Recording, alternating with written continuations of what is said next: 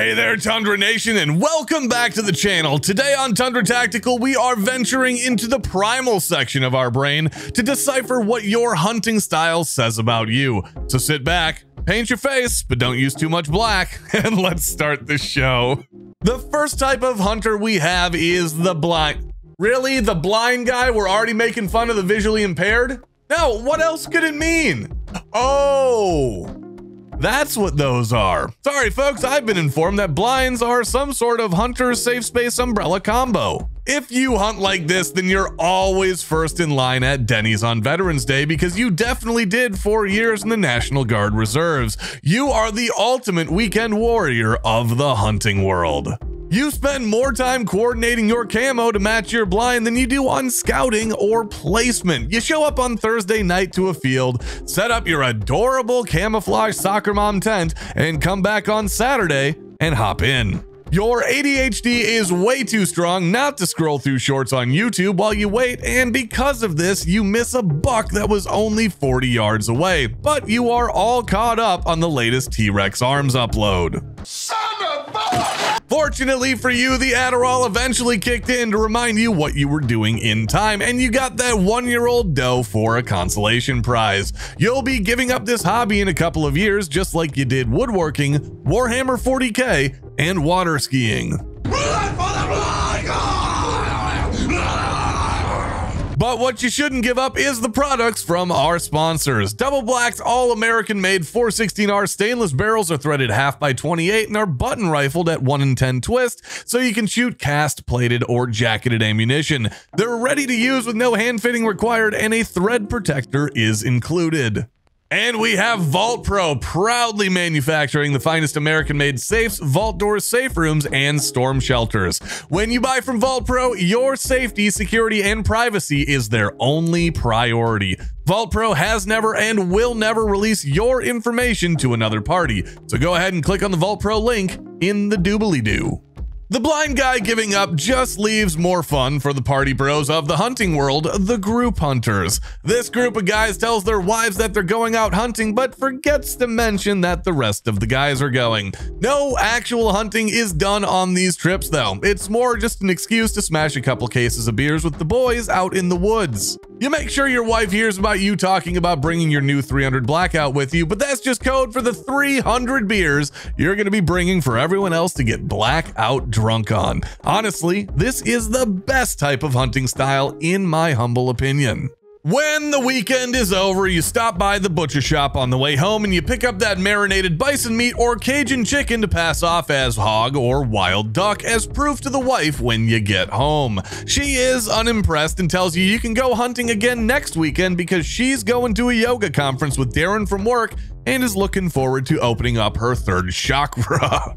Would you like me to seduce you? Then there is, of course, the I just grab my 22 long rifle and head out guy. This happens to be many of you guys in my comments section talking about how a 22 will drop any game in North America. Well, number one, you're wrong, and B, no, your grandfather didn't kill a moose with one by hitting it in the eye. And I don't care about what your uncle's roommate with the extra aggressive mustache said. He didn't stop a mountain lion attack with one either. You liar! This type of hunter has never possessed a legitimate hunting permit, nor have they attended any requisite safety classes. They managed to evade any consequences because primarily game wardens, upon seeing them with a 22, realizes they're not gonna bag anything. The warden, forced to choose between the tedious paperwork to report the offender or the comforting sip of whiskey in their coffee, simply opts to disregard these individuals, leaving them to their miserable existence as social outcasts. Screaming death from above over and over in their heads as they look down on other hunters, we have the tree stand guys. This sect of the hunting population has evolved from the hunters that use blinds. You actually bagged yourself a nice buck once and got addicted. Now you have tree stands all over Denton County, Texas, and 3 different camo outfits for each type of tree in your area. You are the vegan of hunters because you constantly tell people that you've cut out caffeine from your diet so you don't get the jitters, and as a ritual the night before a hunt, you give yourself an enema just to make sure you're clear of any potential of having to drop a deuce while you spend all day hugging a tree. That's nasty. You constantly smell like a combination of urine and hippie patchouli, or as you call it, pine. The pine is from the tree, in fact, and the urine is from you standing 30 feet up in that tree all day long, sucking down those great Powerades you picked up with your fresh pack of Zyn. Everybody in your entire life is tired of seeing your Instagram stories with your face all painted up, giving that creepy smile, stuck up in a tree with the hashtags sunrise and outdoor life spelled with a Y. The self-styled elite of the hunting community, the stalkers, exhibit none of these traits. These are the hunters who track their prey on foot, a result of an odd blend of excess CrossFit sessions, firearms, and Joe Rogan podcasts. They never miss a chance to regale you with the extravagant tales from their hunts. Lucky for you, they caught the entire thing on camera. Every season, you're forced to watch what feels like a poorly edited extended cut of the Blair Witch Project shot in 420p from a body cam purchased at a police surplus auction. The stalker constantly reeks of elk urine, despite never having hunted elk before. Weird.